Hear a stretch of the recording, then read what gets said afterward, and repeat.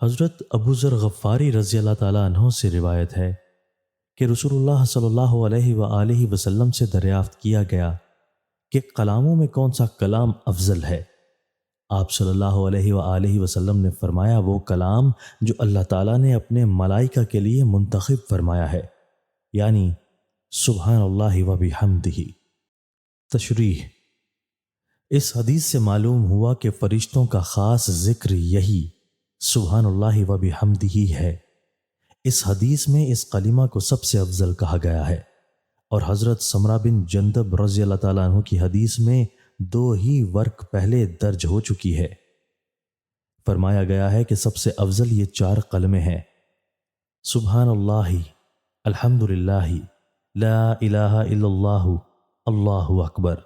اور ایک دوسری حدیث میں ہے لا الہ الا اللہ کو افضل الذکر فرمایا گیا ہے۔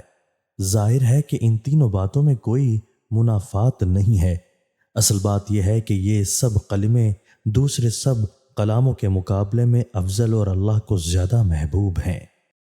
حضرت عبداللہ بن عمر رضی اللہ تعالیٰ عنہ سے روایت ہے کہ رسول اللہ صلی اللہ علیہ وآلہ وسلم نے فرمایا کہ اللہ کے ذکر کے بغیر زیادہ کلام نہ کیا کرو، کیونکہ اس سے دل میں قساوت، سختی اور بے حسی پیدا ہوتی ہے، اور لوگوں میں وہ آدمی اللہ سے زیادہ دور ہے جس کے قلب میں قساوت ہو۔